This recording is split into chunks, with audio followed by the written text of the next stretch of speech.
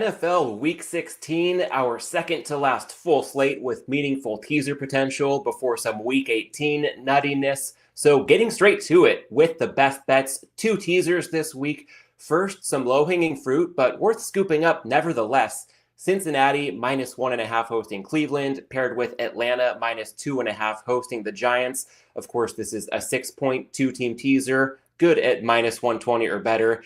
As far as the Cincinnati leg goes, we're looking at the clearly superior team at home, needing to do little more than win outright. A bit of hesitation here, Cleveland changing quarterback to Dorian Thompson-Robinson. That sudden change at a key position can result in variance, but I feel like a switch from Jameis Winston to DTR should actually decrease the variance in this game, considering Winston's playing style. Looking at the second leg with the Falcons, similar to the Cincinnati handicap, clearly superior team, at home, needing to do a little more than win outright.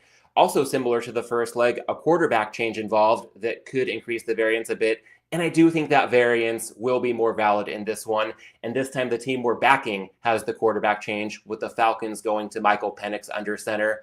I certainly prefer a more known commodity with a proven track record, but without Penix, the Falcons wouldn't be in teaser territory after they were favored by more than 10 points yesterday afternoon prior to news of the quarterback change breaking. One more thing as a reference point when teasing favorites like this, a Bengals-Falcons moneyline parlay would cost you somewhere in the range of -165, and it is possible that one or both of these teams win the game without covering the teaser leg, but that's an unlikely scenario, and I think it's well worth that discounted price of -120 or better on the teaser. Now, our second teaser this week, going to get a bit more creative. Let's call it the NFC West special. The Rams +3.5 at the Jets, paired with San Francisco +7.5 at Miami.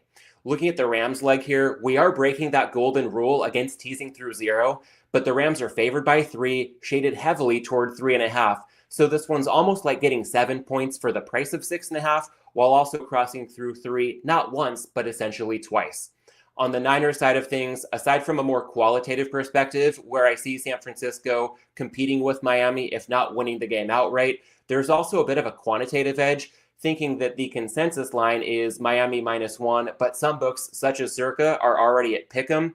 So this one's almost like getting 7.5 points for the price of 6.5, while also crossing through some key numbers in San Francisco's favor. Now, I know that just a few minutes into the show, we've already talked through both bets this week, a relatively light card, but I also think that while we're here right now, it could be valuable to reflect on some noteworthy takeaways from last week's card. First up, last week was my first foray into same-game parlays, and we talked about it on this show. The bets went 0-2, Josh Allen and Kyren Williams to score touchdowns and come in under their rushing totals. And for good measure, later in the week, I played that same angle on a Jalen Hurts SGP and lost the rushing yardage leg, much like happened with Allen in that Bills-Lions matchup. So with those results, maybe I'm playing a bit scared here, but I don't plan to publicly endorse SGPs until further notice as I develop a better understanding of the market. That said, I'm not overly discouraged by the 0-3 result last week. And a big reason for that is pricing was a pleasant surprise. For example, on the Josh Allen SGP, to score an anytime touchdown and come in under 40.5 rushing yards, we know he went well over 40.5, but the price for this SGP was +422 at FanDuel. And even though it lost, I think Allen's 1-yard touchdown on the opening drive was an encouraging sign for the process behind the bet. Of course, when we're taking numbers north of +400, we should expect to lose most of the time. So I'm going to keep this angle in mind for players such as Allen and Hurts, where their penchants for short yardage touchdowns might mean their anytime touchdown odds aren't as closely related to rushing yardage as they're often priced. So we could continue to find some edges here, even if we're not going to win these bets more often than not. Another topic on last week's show, teasers and a close call that I decided to make, passing on a teaser pairing Washington with Buffalo.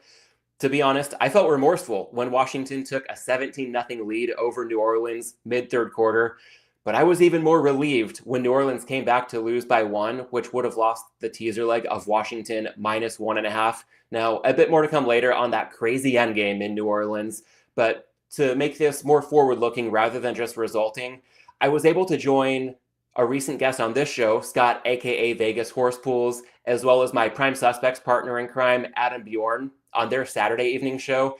And Adam's top pick was for the Saints to cover the spread of 7.5 points as of Saturday afternoon. He also suggested, when sharing that straight wager, that it might be more worthwhile to consider teasing New Orleans up rather than Washington down. And it inspired me to do just that, pairing New Orleans with Houston and Cleveland in a 3-team 10-point teaser that came through. But the forward-looking point here is another friendly reminder not to rule out non-Wong teasers at face value. We can find edges without exclusively teasing through 3 and 7, as much as I tend to gravitate in that direction. And in this case, I saw an advantageous way to capture some key numbers and neutralize the vig on point spreads with a market maker like Bookmaker charging extra juice to play New Orleans, Houston, and Cleveland on the spread that I didn't have to pay in the teaser. So to be clear here, I've still been enjoying success with Wong teasers. Hopefully it continues this week with Cincinnati and Atlanta.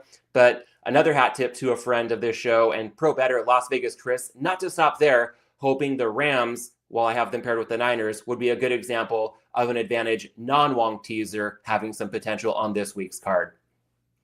Getting to the hops this week, I'm not going to highlight a specific beer, but instead want to give a shout out to renowned bookmaker and bettor Matt Metcalf, who joined the Circles Off podcast last week.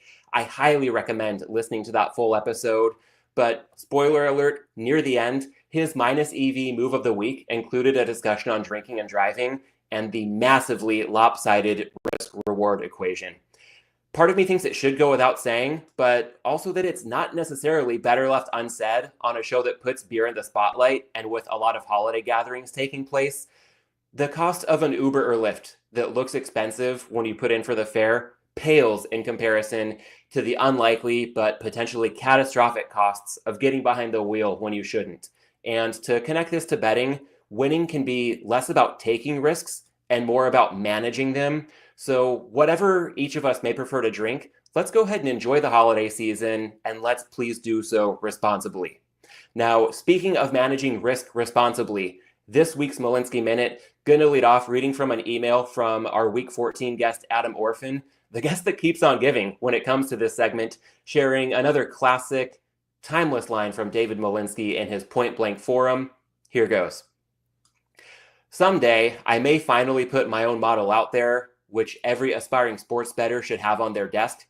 It would be like a snow globe, except filled with marbles. There would be 27 white marbles win, 22 black marbles lose, and 1 blue marble push. That represents the relative range of outcomes that we hope to have in play when betting a game. 20 years ago, there would have been 29 white, 10 years ago, 28, but the current markets and technologies continue to level the field. There are still edges, and significant ones over time, but that globe of outcomes, when shaken, offers an excellent visual of the realistic odds behind what we do each day, and also the perspective needed to not overly value whatever particular marble any game lands on. Now, I want to give a moment to let that all sink in, and at the same time, want to elaborate on that conclusion about not overly valuing any one particular outcome, as this notion came front and center in my mind while watching last weekend's NFL slate unfold. Dave would often discuss the vagaries involved in betting on football, and those vagaries were on full display this past week. We had not one, but 2 players drop the ball approaching the goal line, ruled as fumbles through the end zone, turning touchdowns into turnovers, with Jonathan Taylor's gaffe turning a commanding Colts lead into a new lease on life for the Broncos.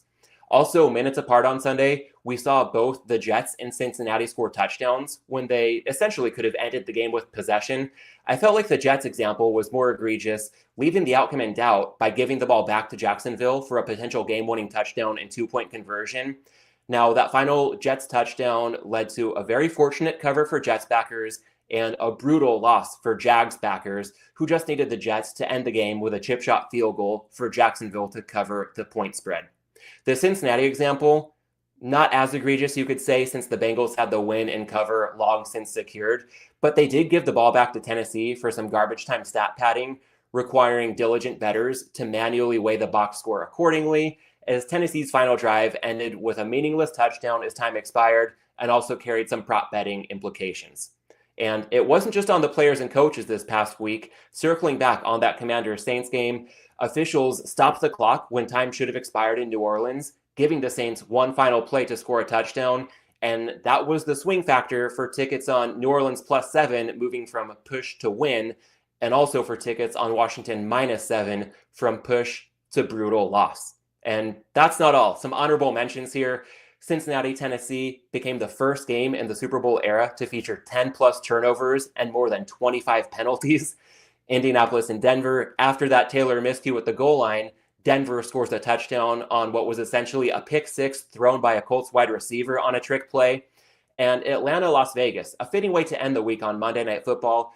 The Raiders had 3 kicks blocked, and whether or not they covered depends on when in the week you got down. After the spread opened Atlanta -4, closed Falcons -6.5, and the game ended with the Falcons winning by 6. And one more thing here to sneak the props into this week's episode of Props and Hops at the buzzer. Detroit running back David Montgomery unfortunately went down with a season-ending injury, finishing his 2024 campaign with 775 rushing yards. When his preseason over-under for this prop still boggles my mind, 775.5. And while that's a horrific beat if you had the over, please don't go calling for a refund and instead consider this overarching takeaway. So many bizarre things happened last week, and we see similar degrees of absurdity often enough that I'm increasingly convinced the most absurd week would be the one without these kinds of blunders, misleading final scores, and bad beats in all kinds of markets. So as the saying goes, history repeats itself, and I know that's easier said than done, but week 15 was another reminder to us to manage our bankrolls, our expectations, and our emotions accordingly. I can't think of a better representation of this than Dave's Globe of Outcomes. Speaking of outcomes, I hope your week 16 is full of winning white marbles. And as a quick programming note, got 2 more short and sweet solo shows coming these next couple of weeks before bringing guests back into the fold for the playoffs. And with Christmas and New Year's on tap, planning to stream the week 17 and 18 shows live on Monday, late afternoonish Pacific time these next 2 weeks, and publish in podcast form shortly thereafter, ahead of the upcoming midweek holidays. For specific showtimes closer to each episode, go ahead and follow the show on Twitter at Props and Hops Pod. And for now, that's going to do it. Thanks for tuning into this episode, and I'll catch you next Monday right back here on Props and Hops.